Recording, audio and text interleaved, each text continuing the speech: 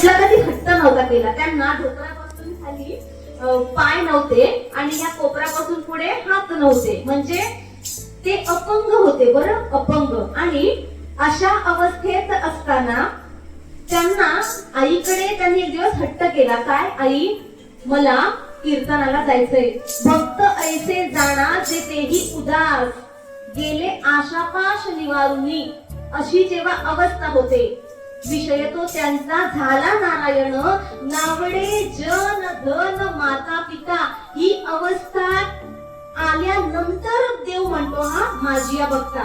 एवढ्याच माझी या भक्ता, एवढ्याच आपण तासभर चिंतन केलंय. परमेश्वर माझी या भक्ता उगाच म्हणत नाही, परमेश्वराला अर्पण करतो भक्त हे सगळं.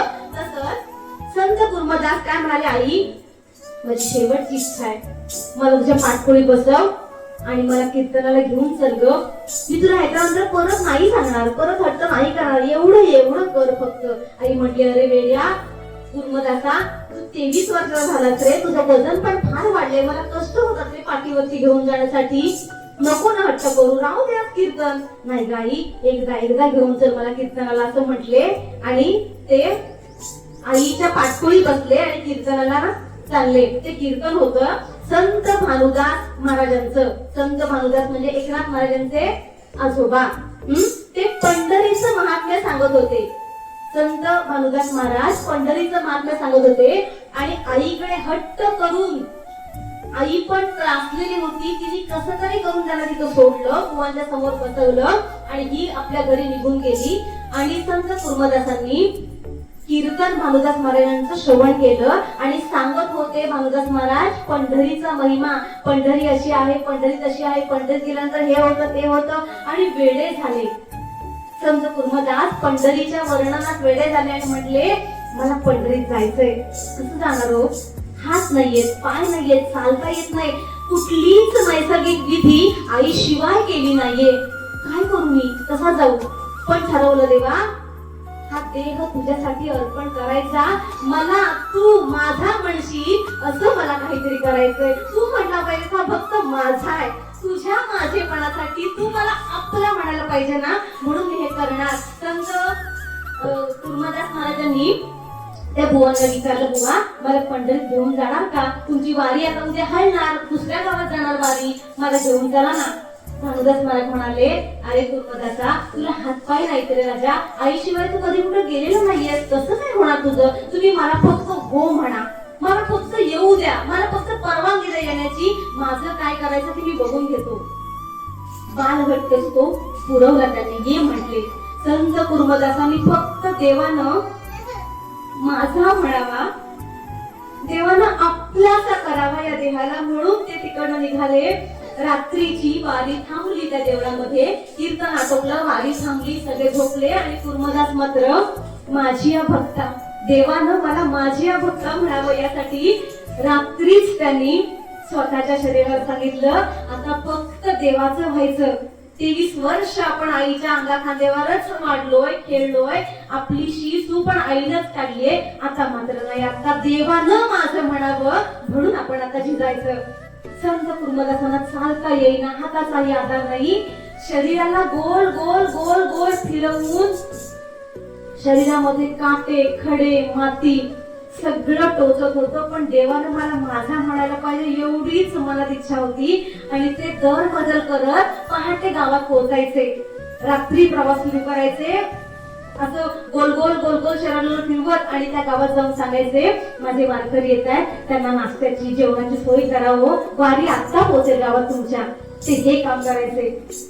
त्या दिवसाची वारी संपली की परत दुसऱ्या दिवशी त्यांनी रात्री प्रवास सुरू करायचा, दुसऱ्या गावात जायचं आणि तेच सांगायचं की माझे वारकरी येत आहेत, माझ्या वारकऱ्यांसाठी नाश्ता, चहा, पाणी काहीतरी करा. अंग सोलवटून निघालं होतं, सोलवटून, तरी पण मनात एकच इच्छा, काय?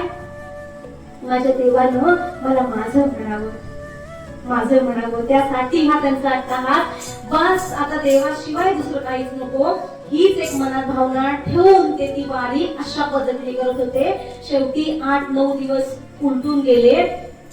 भेट झाली भानुदासांच्या बरोबर आणि बघितलं, अरे गुरुदासा लेकरा, माझ्या सोन्या काय अवस्था करून घेतली शरीराची. शरीरातून रक्त पाणी वाहत होतं. कितीतरी काटे, कितीतरी खडे, कितीतरी दगड त्या शरीरात रुतून राहिले होते. अरे कुर्मदासा का करतोयस तू? अरे राजा तू पाणी पी, जेवण तरी जेवलास का? कुर्मदास म्हणाले नाही, मी जेवण आणि पाणी यासाठी नाही ग्रहण केलं. माझी आई नाही हो इथं. मला शीसू झाली तर कोण माझं ते स्वच्छ करणार? म्हणून मी महाराज पाणी आणि जेवण वर्ज्य केलं. मी नाही खाल्लंय काही. का?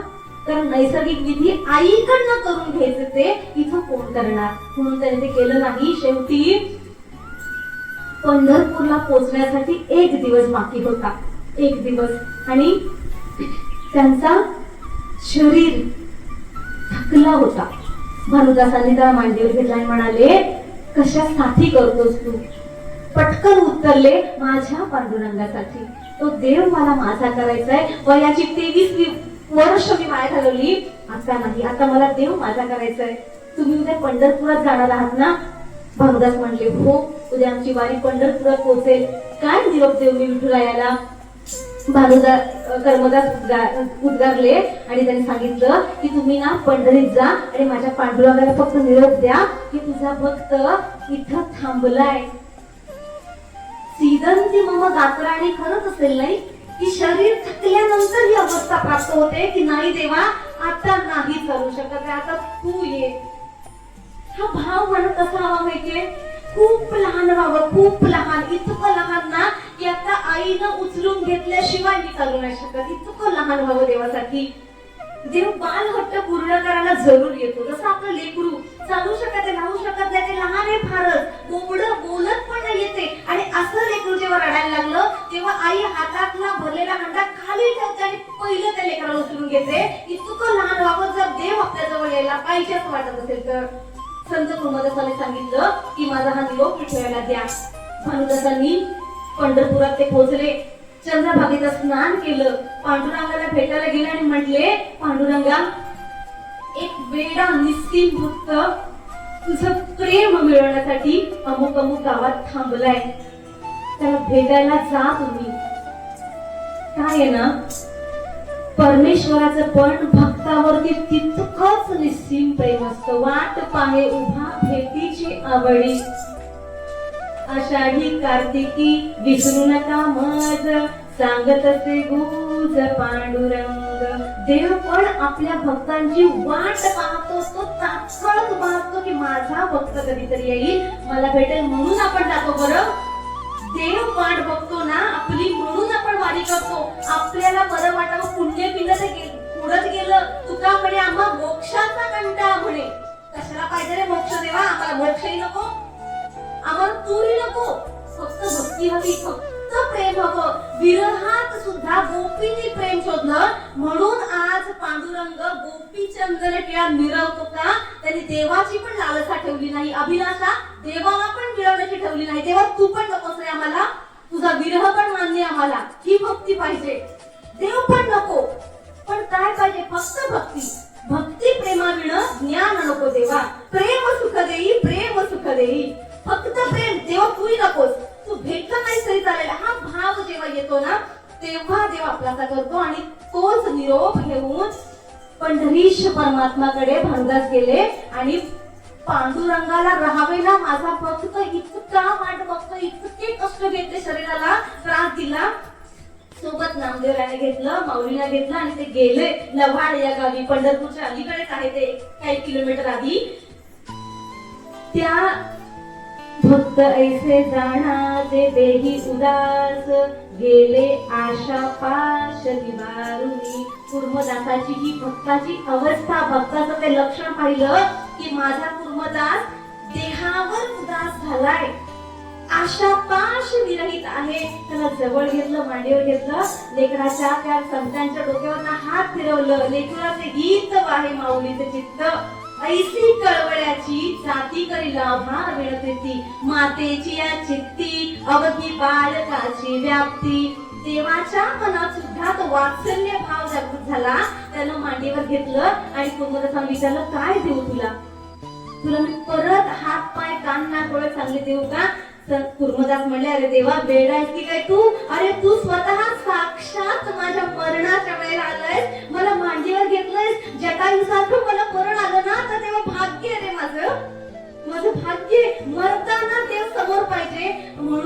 भक्ती करतो रे, म्हणून तुझ्यावरती प्रेम करतो. आणि वेड्या, तुम्हाला अमरत्व द्यायला निघालाय, नको तुझं अमरत्व. मग काय पाहिजे तुला? देवा, मी ऐकलंय रे की चंद्रभागेत स्नान करून आनंद मिळतो. मी चंद्रभागेत नाही जाऊ शकलोय, माझ्यासाठी चंद्रभागा आणशील इथे? देवानं आपल्याच हाताने तिथं खड्डा केला आणि चंद्रभागेला आमंत्रित केलं. आणि त्या खड्ड्यात, त्या विहिरीत आजही चंद्रभागा दुधडी भरून वाहते. ही संतांचं मागणं आहे. काही मागणे आम्हा अनुचित, वडिलांची रीत जाणत असे. भक्त संत देवाकडे फालतूच काही मागत नाहीत. जगाच्या उद्धाराचा मागता चंद्रभागा इथं आणून द्या म्हटले आणि प्रत्यक्ष पांडुरंगाने स्वतःच्या हाताने खड्डा खणला आणि चंद्रभागा तिथं उत्पन्न केली आणि म्हणले, अजून सांग तुझ्यासाठी काय करू?